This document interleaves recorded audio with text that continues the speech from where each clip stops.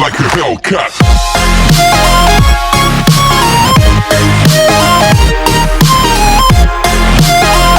Hi, నా పేరు జయమౌళి. నేను తెలుగు డ్రాయింగ్ నుంచి మాట్లాడుతున్నాను. ఓల్డే ఎప్పుడు ఆ టేబుల్ని పీసీని చూపించడానికి ఈసారి నా ఫేస్ని కూడా మీకు రివీల్ చేస్తాను. ఓకే గైస్, హాయ్, నా పేరు జయమౌళి. నేను తెలుగు డ్రాయింగ్ నుంచి మాట్లాడుతున్నాను. ఇవాళ మనం పీసీని ఎలా క్లీన్ చేసుకోవాలో చూడబోతున్నాము. ఈ వీడియోలో నేను చాలా క్లియర్గా చెప్పాను దాని గురించి. మీకు మరిన్ని తెలుగు డ్రాయింగ్ అప్డేట్స్ కావాలనుకుంటే తెలుగు డ్రాయింగ్ ఫేస్బుక్ పేజ్ ఉంది, దాని లింక్ నేను కింద డిస్క్రిప్షన్లో ఇస్తాను. అక్కడికి వెళ్ళి ఆ పేజ్ని మీరు లైక్ చేస్తే మీకు ఇంకా ఎక్కువ అప్డేట్స్ వచ్చే అవకాశం ఉంది. Let's clean some dust.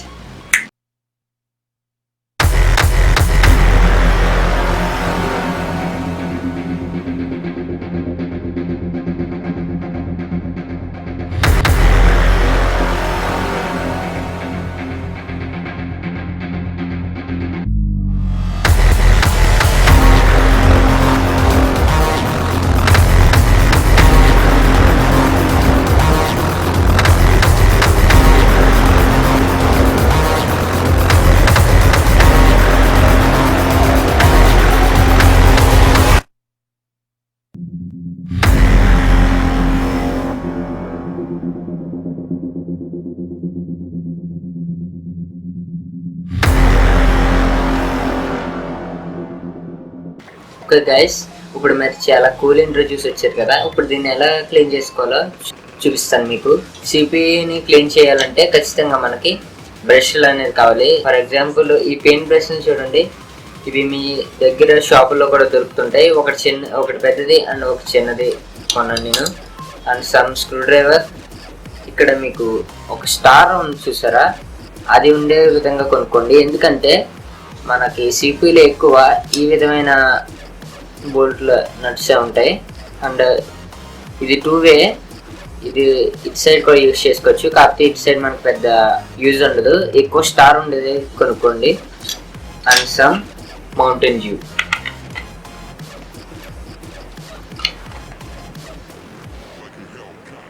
Okay, ఈ మూడు మనకు చాలా ఇంపార్టెంట్ క్లీనింగ్ చేయవలసిన విషయంలో. ఓకే, ఇప్పుడు నా కంప్యూటర్ని మీకు ఓపెన్ చేసి చూపిస్తాను ఎంత డస్ట్ ఉందనేది. ఇప్పుడు వెళ్ళి చూడండి. చూసారా నా కంప్యూటర్ నిండా ఎలా డస్ట్ ఉందో. నా క్యాబినెట్లో, నా హార్డ్ డిస్క్ దగ్గర, అండ్ నా గ్రాఫిక్ కార్డ్ దగ్గర, అండ్ నా ముఖ్యంగా సిపియు ఫ్యాన్ సింక్ దగ్గర ఎక్కువ మట్టి ఉంది. అండ్ డివిడి రైట్ దగ్గర, పవర్ సప్లైలో కూడా మట్టి ఉంది. ఫస్ట్ నేను హార్డ్ డిస్క్ అనేది తీసాను. పక్కన 2 స్క్రూలు ఉన్నాయి, దాన్ని విప్పి హార్డ్ డిస్క్ తీసాను. దానికి ఉన్న SATA cable and power supply cable కూడా నేను అన్ప్లగ్ చేస్తాను. దాన్ని చూసారా నా హార్డ్ డిస్క్ దగ్గర ఎంత మట్టి ఉందో. ఈ హార్డ్ డిస్క్ నాకు చాలా ముఖ్యమైనది, ఎందుకంటే ఆల్ ఫైల్స్ అండ్ మ్యూజిక్ దీంట్లోనే ఉంటాయి కాబట్టి చాలా ముఖ్యమైనది. దీన్ని చాలా జాగ్రత్తగా ఉంచండి, ఎందుకంటే అది పోతే మీకు సిస్టమ్ అనేది ఆన్ అవ్వదు. ఓకే, ఇప్పుడు దాన్ని పక్కన పెట్టాను. అండ్ నెక్స్ట్ నేను డివిడి రైటర్ని తీసాను. పైన అదేవిధంగా నాకు 2 బోల్ట్స్ ఉన్నాయి. And SATA cable, power connector కూడా తీసాను. దీనికి కూడా చాలా మట్టి అనేది ఉంది, దీన్ని కూడా జాగ్రత్తగా పక్కన పెడుతున్నాను. ఇప్పుడు తర్వాత నేను గ్రాఫిక్ కార్డ్, ఇది నాకు చాలా ముఖ్యమైనది. ఇది లేకపోతే నేను ముఖ్యంగా గేమ్స్ ఆడలేను. గేమ్స్ ఆడలేకపోతే నేను అస్సలు ఉండలేను. ఓకే, ఇప్పుడు గ్రాఫిక్ కార్డ్ తీయాలంటే పక్కన చిన్న క్లిప్ అనేది ఉంది, ర్యామ్ లాగే. ర్యామ్ తీసినట్టుగానే క్లిప్ ఉంటుంది దానికి కూడా. అది నొక్కి జాగ్రత్తగా తీసాను. మీరు కూడా అలాగే తీయండి జాగ్రత్తగా, ఎందుకంటే గ్రాఫిక్ కార్డ్ పోతే మీకు మానిటర్ ఎలా కనబడుతుంది. ఓకే, ఇప్పుడు నేను గ్రాఫిక్ కార్డ్ తీసాను. చూసారా దీనికి ఎంత మట్టి ఉన్నదో. ఇది కూడా ఒక సైడ్ని పెట్టాను. అండ్ ఇప్పుడు ముఖ్యంగా వచ్చేసేటప్పటికి మదర్ బోర్డ్ కొన్న పవర్ సప్లై యూనిట్స్ అన్ని అన్ప్లగ్ చేసాను. అండ్ మెయిన్ థింగ్ ఏంటంటే క్యాబినెట్ నుంచి మదర్ బోర్డు కొన్న కనెక్షన్స్ ఉంటాయి కదా, వాటిని తీసేటప్పుడు మీరు ఫోటో కానీ వీడియో కానీ తీసుకోవడం చాలా మంచిది. ఎందుకంటే ఒక్కో మదర్ బోర్డ్కి ఒక్కోలా ఉంటుంది. ఇప్పుడు పవర్ బటన్ వైర్స్ అన్ని ఒక్కో మదర్ బోర్డ్కి ఒక్కోలా సెట్ చేయాల్సి ఉంటుంది. కాబట్టి మీరు అన్ప్లగ్ చేసే ముందు ఫోటో కానీ వీడియో కానీ తీసుకోండి. అవి ఎలా పెట్టాలో దాని మీద రాసి కూడా ఉండవు, అదే ఆడియో అయితే రాసి ఉంటుంది. అండ్ యూఎస్బి హబ్స్ కూడా రాసే ఉంటాయి కాబట్టి ఈజీగా తెలుసుకుంటాయి. ఓకే, ఇప్పుడు నేను మదర్ బోర్డుకున్న అన్నీ అన్ప్లగ్ చేశాను, ర్యామ్ తప్పించి. అండ్ ఇప్పుడు జాగ్రత్తగా మదర్ బోర్డుకున్న 4 స్క్రూ చేసాను. ఆ తర్వాత దాన్ని జాగ్రత్తగా తీసుకొచ్చాను పైకి. చూసారా దీనికి ఎంత మట్టి ఉన్నదో. Mother board heat sink fan దగ్గరే కాదు, చుట్టూ మదర్ బోర్డు దగ్గర కూడా చాలా చాలా మట్టి ఉంది. ఓకే, ఇది చాలా చాలా ముఖ్యమైనది మదర్ బోర్డు, కాబట్టి దీన్ని జాగ్రత్తగా పక్కన పెడుతున్నాను. అండ్ ఫైనల్లీ పవర్ సప్లైని కూడా అన్ప్లగ్ చేస్తాను. చాలా మట్టి అనేది ఉంది. ఓకే, ఇప్పుడు ఒకటొకటిగా క్లీన్ చేసుకుంటూ వస్తాము. దాన్ని ఎలా క్లీన్ చేయాలో మీకు చెప్తాను.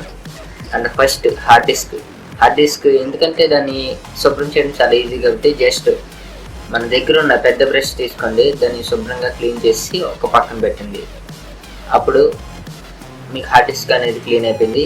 ఒక సాటా కేబుల్స్ అండ్ పవర్ సప్లైలో కూడా కొద్దిగా క్లీన్ చేయాలి. ఓకే, ఇప్పుడు మనకి హార్డ్ డిస్క్ అనేది అయిపోయింది, టిక్ మార్క్ పెట్టుకోండి.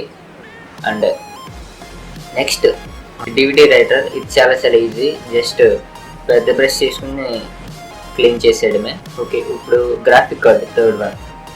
గ్రాఫిక్ కార్డ్కి చాలా చాలా మట్టి ఉన్నది, మీరు చూస్తున్నారు కదా. 2 years నుంచి క్లీన్ చెప్తే ఎలాగ ఉంటుంది మరి. ఓకే, ఇప్పుడు దాన్ని జాగ్రత్తగా క్లీన్ చేశాను పెద్ద బ్రష్తో. కాకపోతే మనకు అక్కడ హీట్ సింక్ ఫ్యాన్ దగ్గర మనం ఎంత బ్రష్ పెట్టినా క్లీన్ అవ్వట్లేదు, కాబట్టి దాన్ని జాగ్రత్తగా ఇప్పాలి. వెనకాల మనకి స్ప్రింగ్ స్క్రూస్ ఉన్నాయి, చాలా జాగ్రత్తగా ఉండాలి దాంతో, ఎందుకంటే అవి ఎగిరిపోయి ఎక్కడైనా పడిపోతాయి మనకు తెలియకుండా. ఓకే, ఇప్పుడు ఆ 4 వాటి నుంచి చాలా జాగ్రత్తగా ఇప్పాను. మనం క్లీన్ చేయడానికి చాలా ఈజీగా ఉంది. ఇప్పుడు దాన్ని చిన్న బ్రష్తో జాగ్రత్తగా క్లీన్ చేసి గట్టిగా ఒక బ్లో అంటే గట్టిగా ఒకసారి ఊదండి కొని. ఓకే, అప్పుడు మనకి గ్రాఫిక్ కార్డ్ దగ్గర ఫ్యాన్ దగ్గర ఉన్న డస్ట్ మొత్తం క్లీన్ అయిపోయింది. అండ్ అక్కడ గ్రాఫిక్ కార్డ్ దగ్గర థర్మల్ పేస్ట్ ఉంది, దాన్ని మాత్రం ముట్టుకోకండి, ఎందుకంటే అది ఆరిపోయితే మనకి హీట్ ఎక్కువగా ఉంటుంది. అది చల్లబరచడానికి థర్మల్ పేస్ట్ వాడతారు. ఓకే, ఇప్పుడు మన గ్రాఫిక్ కార్డ్ క్లీన్ అయిపోయింది, దాన్ని పక్కన పెట్టండి. అండ్ ఇప్పుడు మదర్ బోర్డ్, ఇది చాలా చాలా ముఖ్యం. అండ్ దీంతో చాలా చాలా జాగ్రత్తగా ఉండాలి, నిజంగానే చాలా జాగ్రత్తగా ఉండాలి. ఎందుకంటే అది కనుక కొద్దిగా డ్యామేజ్ అయినా సరే మీకు ఇంకా కంప్యూటర్ అనేది ఆన్ అవ్వదు, మదర్ బోర్డు మొత్తం మార్చాల్సి ఉంటుంది, కాబట్టి నేను అలా చెప్తున్నాను. ఓకే, ఇప్పుడు మీరు మదర్ బోర్డు ఇప్పేటప్పుడు మీకు టెన్షన్లో చెమట కారుతుంది, దాని మీద పడిందా అయిపోయినట్టే. ఒకవేళ పడినా ఒక 1 day మొత్తం ఆరేలా పెట్టుకోండి, 1 day కానీ దాన్ని ఆరే వరకు అలా ఉంచండి. అండ్ ఇప్పుడు దాన్ని జాగ్రత్తగా తీసాను. ఇప్పుడు ఫస్ట్ పెద్ద బ్రష్తో దాన్ని జాగ్రత్తగా క్లీన్ చేస్తాను. ఇప్పుడు మనం మదర్ బోర్డు క్లీన్ చేస్తాం, కానీ ఎక్కువ డస్ట్ ఎక్కడుంది, కానీ మనకి ఎక్కువ డస్ట్ హీట్ సింక్ ఫ్యాన్ దగ్గరే ఉంది. ఇప్పుడు మనం ఆ హీట్ సింక్ని అలాగే ఉంచి క్లీన్ చేయడానికి అయితే అవ్వదు, కాబట్టి దాన్ని జాగ్రత్తగా బయటికి తీసుకురావాలి అంటే మనం దాన్ని చాలా జాగ్రత్తగా హ్యాండిల్ చేయాలి. ఇప్పుడు దాన్ని ఎలా బయటికి తీయాలో చెప్తాను మీకు. 4 స్క్రూస్ టైప్స్లో ఉన్నాయి కదా, వాటి మీద యారో సింబల్ ఉంటుంది. ఆ యారో ఎటు వైపు ఉంటే అటువైపు తిప్పండి అన్ని స్క్రూస్ని. తిప్పిన తర్వాత మీరు ఆ స్క్రూని జాగ్రత్తగా పట్టుకుని పైకి లాగితే మీకు టిక్ మన సౌండ్ వస్తుంది. అలాగా 4 రావాలి. 4 వచ్చిన తర్వాత మీరు ఆ హీట్ సింక్ని కొద్దిగా షేక్ చేస్తూ తీయాలి. షేక్ చేస్తూ తీస్తే మీకు అప్పుడు మీకు చేతిలోకి వస్తుంది, అప్పుడు అర్థమవుతుంది ప్రొసెసర్ ఎంత బాధపడుతుందో హీట్ గురించి అని. అది తీసిన వెంటనే మన ప్రొసెసర్ చుట్టూ కూడా చాలా మట్టి ఉంది, అది కూడా క్లీన్ చేస్తాను నేను. ప్రొసెసర్ మీకు బయటికి తీసి క్లీన్ చేయాలని అనిపించవచ్చు, కానీ అలా చేయకూడదు. అండ్ ఇప్పుడు ఈ హీట్ సింక్ని క్లీన్ చేద్దాం. ఇప్పుడు చూడండి ఎంత మట్టి వస్తుందో.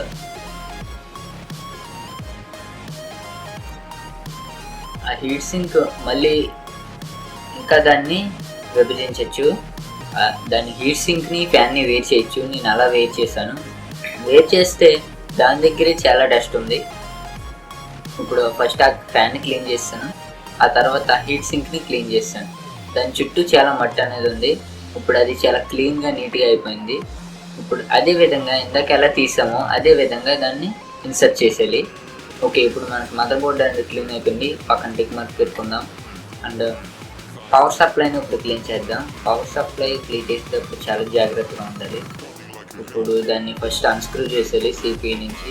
తీసిన తర్వాత ఫస్ట్ పైన క్లీన్ చేస్తున్నాం, కానీ దాని లోపల చాలా చాలా మట్టి ఉంది. దాన్ని తీయాలి అంటే దాన్ని కూడా అన్స్క్రూ చేయాలి. ఫస్ట్ చుట్టూ ఉన్న 4 స్క్రూస్ని అన్స్క్రూ చేస్తాను, ఆ తర్వాత దాన్ని జాగ్రత్తగా పైకి లాగాలి. లోపల చూస్తే మీకు అక్కడ సర్క్యూట్ బోర్డు, ట్రాన్సిస్టర్లు చాలా ఉంటాయి, కానీ దాన్ని ఏం ముట్టుకోకూడదు. ఫ్యాన్స్ కూడా నా పవర్ సప్లైలో ఉన్న ఫ్యాన్ కూడా షోల్డరింగ్ చేసే ఉంది, కాబట్టి దాన్ని కొద్దిగా తేడా అయినా చేస్తే షోల్డరింగ్ ఊడిపోయే అవకాశం ఉంది. దాంతో చాలా జాగ్రత్తగా ఉండాలి. అప్పుడు ఫస్ట్ నేను ఫ్యాను అండ్ చుట్టూ గ్రిల్స్ క్లీన్ చేస్తాను. అండ్ ఎలా తీసానో సేమ్ అదే విధంగా ఇన్సర్ట్ చేసి పవర్ సప్లైని అసెంబుల్ చేస్తాను. అండ్ ఇప్పుడు చుట్టూ ఉన్న వైర్స్ని, శాటా కేబుల్స్ని, పవర్ సప్లైకి ఉన్న కేబుల్స్ని, క్యాబినెట్లో ఉన్న వైర్స్ని క్లీన్ చేస్తాను. ఇప్పుడు మనకు ఫైనల్గా క్యాబినెట్ క్లీన్ చేయాలి. ఇప్పుడు నా క్యాబినెట్లో 1 kg మట్టి ఉంటుంది. ఇప్పుడు దాన్ని జాగ్రత్తగా బ్రష్తో క్లీన్ చేస్తాను. Time lapse.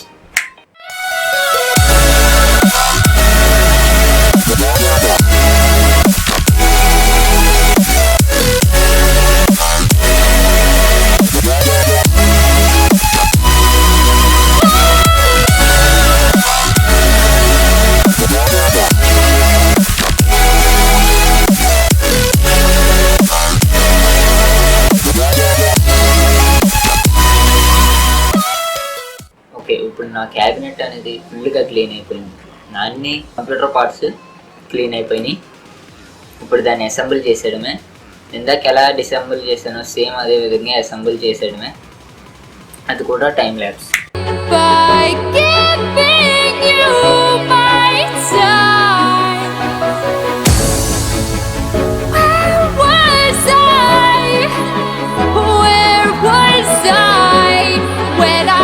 ఓకే, ఇప్పుడు నాకు ఫ్రెష్గా క్లీన్గా ఉన్న CPU రెడీ అయింది. బిఫోర్ క్లీనింగ్, ఆఫ్టర్ క్లీనింగ్ చూడండి ఎంత తేడా ఉందో తెలుస్తుంది మీకు.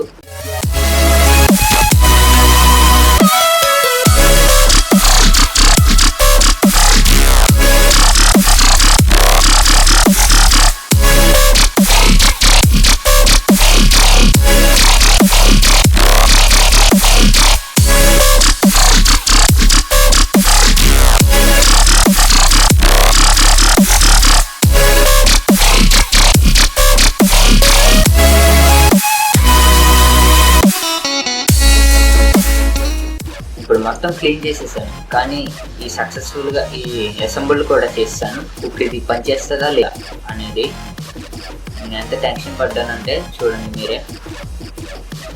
ఫైనల్గా ఇది మనకి వర్కింగ్ చేస్తుంది.